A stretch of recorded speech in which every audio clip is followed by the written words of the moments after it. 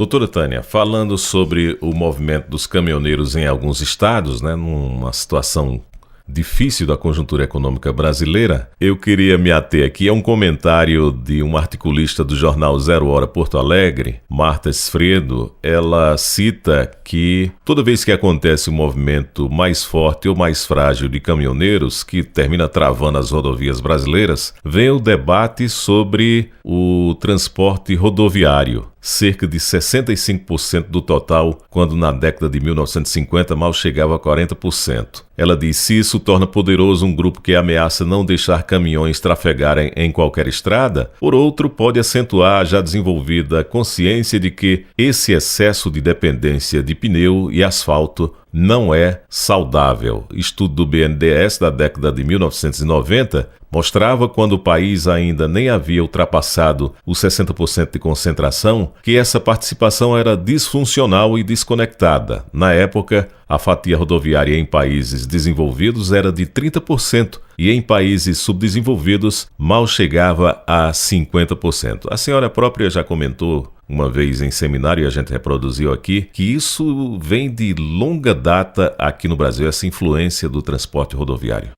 Na verdade, vem da metade do século XX, né? Porque o Brasil já foi ferroviário num pedaço do seu desenvolvimento, mas na metade do século XX houve, com a vinda da indústria automobilística para o Brasil, Juscelino, coincidentemente, ele lançou no plano de metas um grande eixo de investimento nas estradas e patrocinou a articulação leste-oeste. O Brasil era norte-sul, né?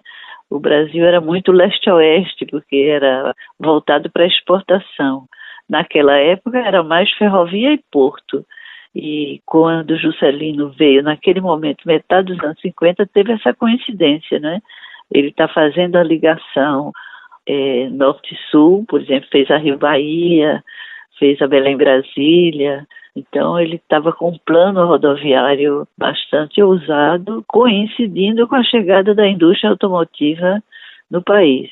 Isso gerou uma aliança muito forte entre dois setores que têm muita presença na economia e na vida do país, que é o setor automotivo, que fabrica os caminhões, fabrica os automóveis, e a engenharia construtiva brasileira, que sempre foi reconhecida como boa produtora de estrada.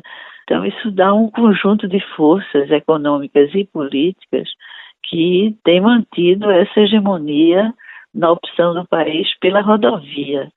Países semelhantes ao Brasil, como os Estados Unidos, como a China, países grandes, que têm necessidade de transporte de longa distância, não fazem essa opção. A opção é uma matriz de transporte mais multimodal, combinando hidrovia, combinando ferrovia.